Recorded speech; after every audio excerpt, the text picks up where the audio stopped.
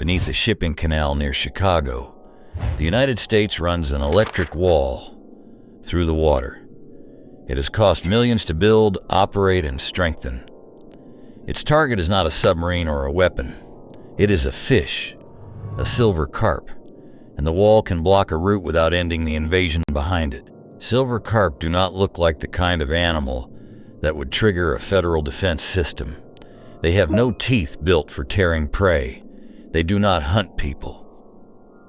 Most of the time, they feed on organisms too small to see clearly without magnification. Then a boat motor starts. The vibration can send silver carp launching from the water in waves. A large adult may weigh several dozen pounds, at speed that turns a fish into a flying block of muscle and bone. Boaters have been struck in the face, chest, and arms. Windshields have cracked. People have been knocked off balance as fish poured over the rails. That spectacle made silver carp famous. But the jumping is not why the government built an electric barrier. The deeper threat stays below the surface. Silver carp can gather in dense numbers, consume huge volumes of plankton, and place pressure on native fish that depend on the same food. Once established across a large river system, they become extraordinarily difficult to remove, and the population pressing north is not sitting in one isolated pond. It occupies connected sections of the Mississippi River basin, a network that drains much of the central United States. To understand why electricity entered this fight, we have to follow that network to one narrow artificial connection. The electric wall does not stretch across the Mississippi River itself.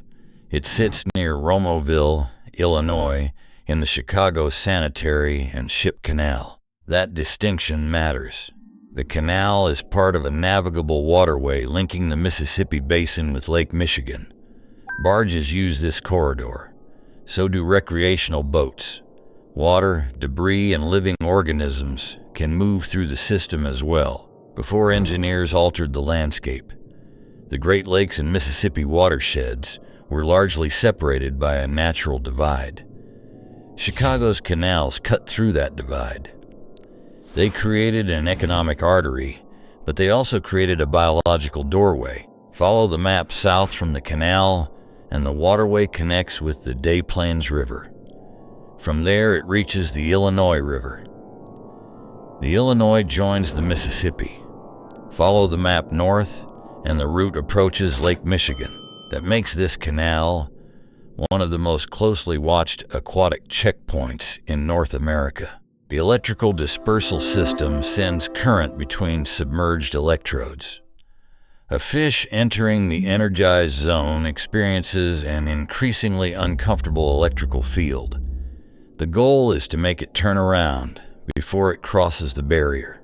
The equipment is monitored, maintained, and supported by backup procedures because ships still need to pass through the canal. This is not a solid dam. It cannot simply seal the waterway. It is an invisible fence operating inside a working transportation corridor. And everything depends on detecting and discouraging an animal moving through dark water.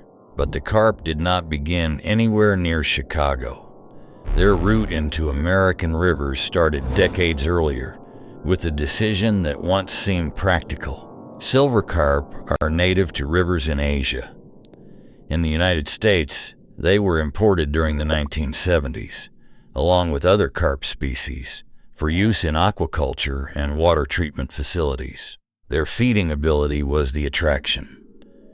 Silver carp strain microscopic organisms from the water. In a controlled facility, that seemed useful. The fish could consume algae and suspended material without the cost of mechanical filtration. The problem was confinement.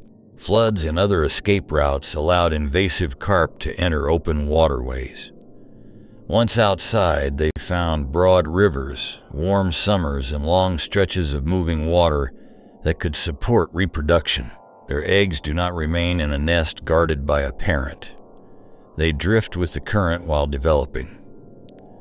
Long, flowing rivers can give those eggs the time and movement they need before hatching. The Mississippi system offered thousands of miles of connected habitat. Tributaries became routes. Flooded side channels became feeding grounds. Each new population created another source of fish capable of pushing farther through the basin. Silver carp were not alone. Bighead carp also spread through parts of the system. The two species are often grouped under the older label Asian carp, though agencies increasingly use the term invasive carp. Bighead carp can become even heavier, but silver carp created the most visible chaos because of their tendency to jump around boats.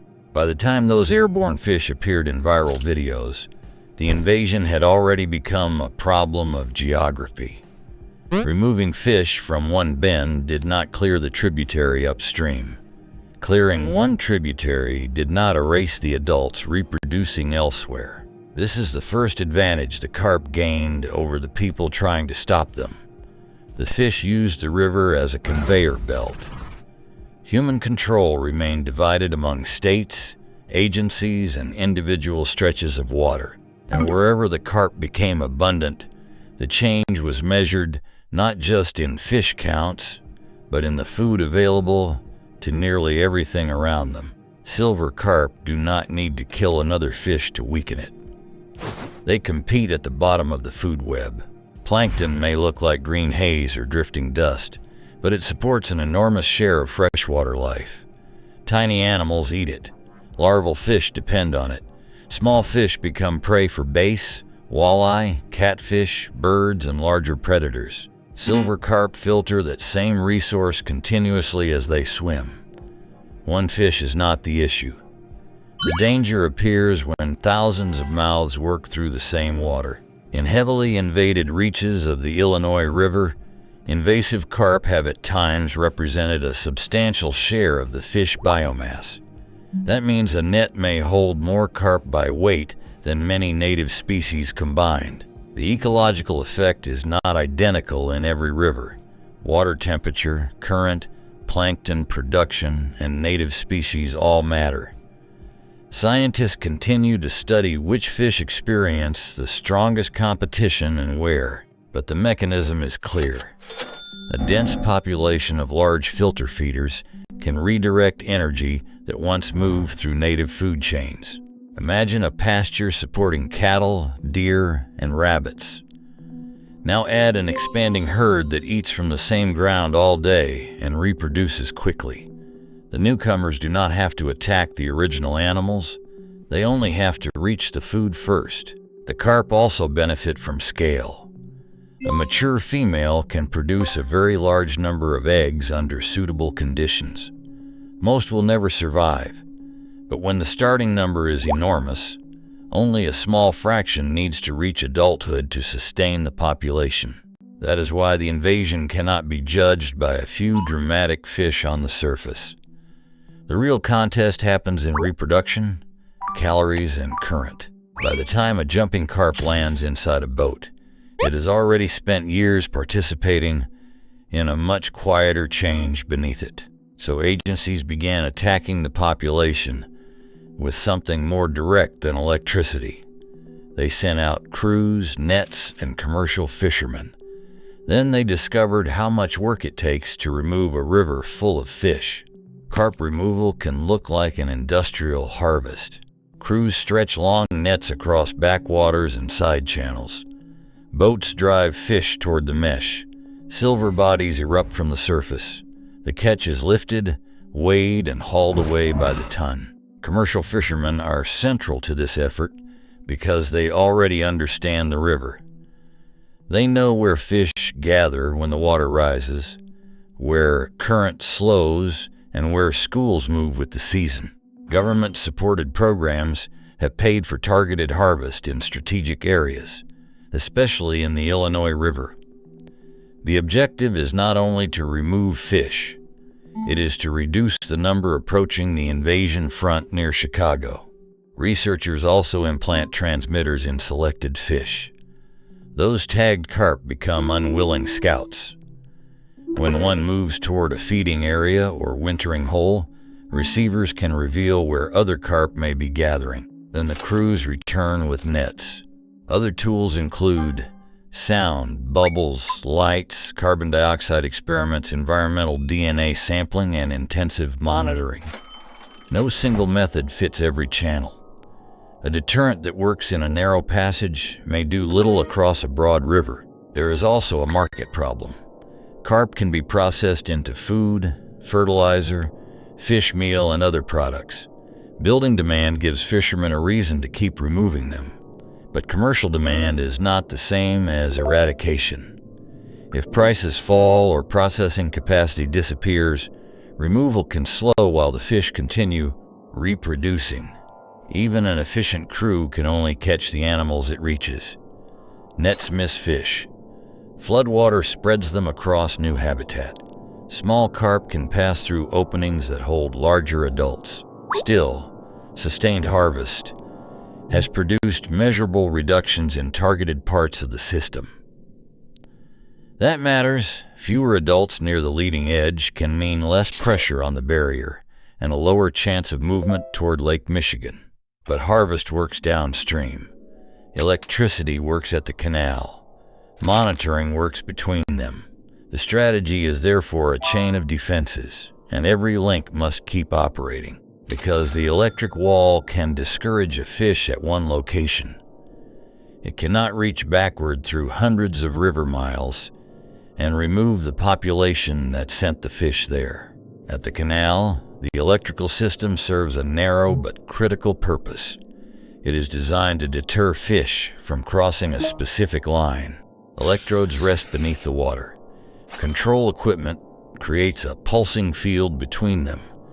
As a fish moves deeper into that field, the electrical effect becomes stronger. Ideally, the animal turns back before reaching the opposite side. The system includes multiple barrier components and has been tested, upgraded, and monitored by the U.S. Army Corps of Engineers. Operations account for maintenance, navigation, and the need for redundancy. But there is no such thing as a maintenance-free wall made of electricity. Equipment must remain powered. Sensors must be checked.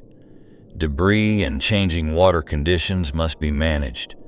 Planned work requires procedures that preserve protection while crews service the system. Researchers have also examined risks involving small fish and commercial vessels.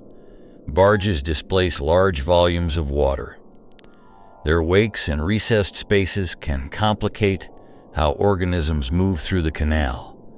That does not prove invasive carp are crossing the barrier. It explains why engineers do not treat the system as perfect in every possible circumstance. There is another limit that no increase in voltage can solve. The barrier does not kill every carp downstream. It does not prevent reproduction in distant rivers. It does not restore plankton already consumed or rebuild native populations by itself. It buys separation at a strategic bottleneck. That separation is valuable. It gives removal crews room to work. It gives agencies time to monitor the leading edge. It lowers the risk posed by one important route into the Great Lakes. But the invading population keeps existing on the other side. Every spawning season can create another wave of fish. Every flood can redistribute them. Every year requires more monitoring, more harvest, and more maintenance. So what happens when a containment system must work continuously, while the biological pressure behind it renews itself for free? The answer is the central paradox of this entire campaign. The defenses can work, and the invasion can remain unsolved at the same time. That is the result that feels impossible. Millions of dollars can operate barriers, fund tracking, support fishermen, and remove enormous quantities of carp. Those actions can reduce local abundance and lower the chance of fish reaching a critical canal. But success does not look like an empty river. It looks like fewer fish near the invasion front. No established breeding population in the Great Lakes. A barrier that continues to repel animals. a threat held in place rather than erased. That is containment, not eradication. Eradication would require eliminating reproducing populations across a vast connected basin. The scale makes that extraordinarily difficult with current tools. Rivers carry fish through multiple states. Floods open temporary connections. Adults can occupy deep channels, backwaters, and tributaries that are difficult to net completely. Remove thousands and the survivors still reproduce. Block one route, and agencies must watch for others. Build a deterrent, and it must remain effective not for a weekend, but year after year. The effort can therefore become more expensive, precisely because it is succeeding. As long as the Great Lakes remain protected, the pressure to maintain every layer remains. There is no safe moment to declare the machinery unnecessary. Future defenses planned for the Brandon Road Lock and Dam area are intended to add more layers between invasive carp and Lake Michigan. Concepts have included engineered channels, sound, bubbles, flushing flows, and additional deterrent systems. These measures could strengthen the bottleneck, but they also require major construction, coordination, and long-term funding. The impossible-looking result is not that the carp learned to ignore electricity. There is no need to invent that claim. The real result is more unsettling. People may spend millions, remove fish by the ton, and operate a powerful barrier exactly as intended, yet still face the same basic threat the following spring. The money does not purchase a final victory. It purchases lower risk and more time. And north of that barrier sits a freshwater system where time has an enormous price. The Great Lakes hold roughly 1/5 of the world's surface fresh water. They support commercial fishing, charter fleets, tackle shops, tourism, and countless local businesses built around the water. The fishing and recreation economy tied to these lakes is measured in billions of dollars. But the ecological stakes cannot be reduced to one price tag. Lake Michigan is not simply a larger version of the Illinois River. Its temperature, depth, currents, and plankton communities are different. Scientists use models and experiments to estimate where invasive carp might find enough food, reproduce, or establish populations. That uncertainty cuts both ways. It would be inaccurate to claim silver carp are guaranteed to take over all 5 lakes. It would be equally reckless to assume the lakes are safe because conditions are different. Productive bays, river mouths, and nearshore zones may offer opportunities that cold, open water does not. If invasive carp became established, managers would face a system far larger and more complex than the Canal. Finding a small founding population could be difficult. Removing it before reproduction would be harder. Waiting until fish became obvious might mean waiting too long. This is why environmental DNA, netting, telemetry, and repeated sampling matter even when crews find no live invasive carp beyond the defensive line. Surveillance is designed to reveal risk before a visible population appears. It is also why the electric barrier cannot stand alone. A wall is strongest when fewer fish reach it. Harvest lowers pressure from the south. Tracking reveals movement. Additional deterrents add depth. Monitoring watches the water beyond them. The goal is not to prove that one machine can stop a continent-sized invasion. The goal is to prevent one connected waterway from becoming the entrance to another transformed ecosystem. Return to the canal at night, and almost nothing looks unusual. Barges move. Navigation lights reflect on black water. Beneath them, electrodes keep pulsing across a boundary no one can see. That quiet machinery may be doing exactly what engineers ask of it, but it must keep doing it tomorrow, next year, and through every spawning season that follows. This is the verdict on the electric wall. It is valuable.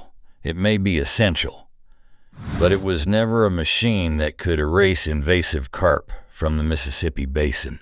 It is a machine built to hold one door, while thousands of fish remain somewhere beyond it. Stopping an invasion sounds permanent. In reality, this one may depend on uninterrupted electricity, fishermen, scientists, and public money for decades. The wild never left. Here it learned to move through the same waterways America built for itself.